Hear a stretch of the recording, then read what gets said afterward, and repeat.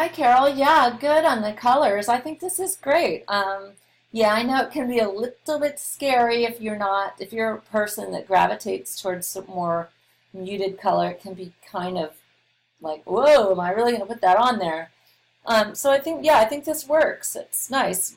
Nice. I like the way you put down the material. It's really good. You get a little heavy here and there, right in here, but I think I think you're coming right along.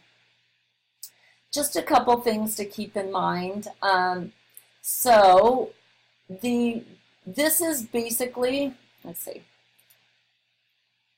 this is this is the reflection, right, of this guy.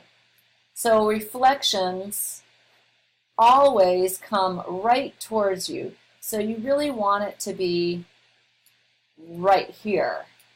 So more like, somewhere in here. And that's a small thing. Don't worry about it. I'm just being picky because that's my job.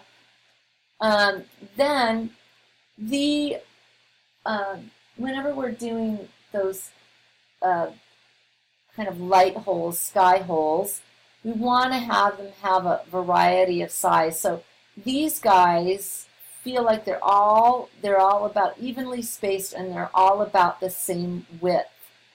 Both the lights and the positive and negatives. And then you got a little bit of variation in here, and that's good. But just keep that in mind. They're all about the same height too, so I might have played with that a little bit and let it have a little bit more variety in there. I forget what my painting actually ended up looking like. I like this color in here. You did a good job with the color. It's great. Yeah, good job. Okay, and then we submitted some sketches, which I really like. Thanks for doing that, and I like that you played with some different proportions. That's excellent. You got a little I don't know. For me, it depends on what information you need to help you along in doing these kind of thumbnails.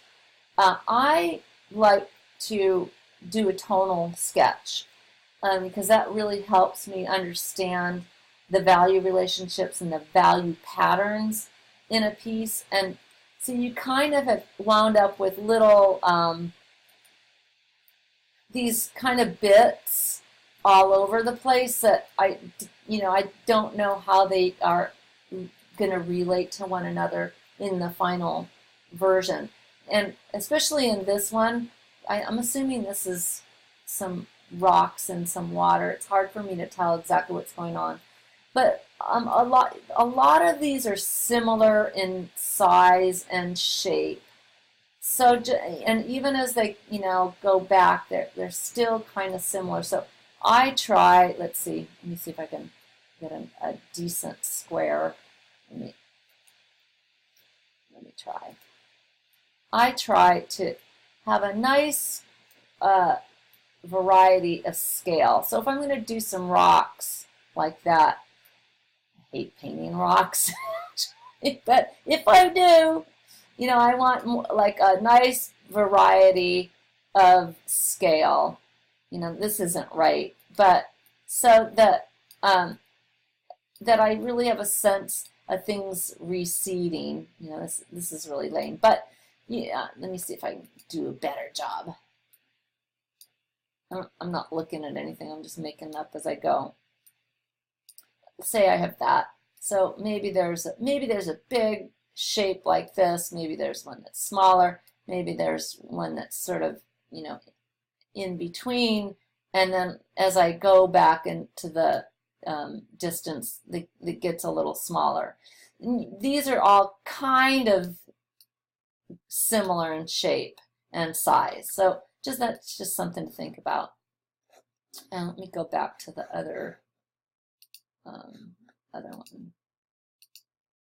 What's your first one?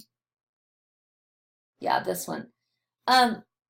Yeah, and so these two really make me feel like it might be helpful to do more of a tonal approach than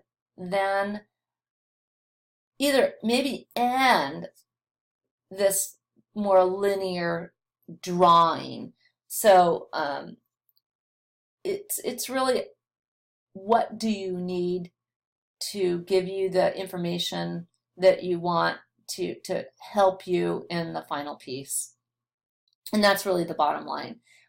For me, it's super helpful to have a value study and not just a line drawing. Okay, I think that's about it for now, but you're looking good. This is really strong. Has the overall of it's really satisfying. Great color, real dynamic. So you're definitely not afraid of the putting it down. That's great. So, okay, talk to you soon. Bye.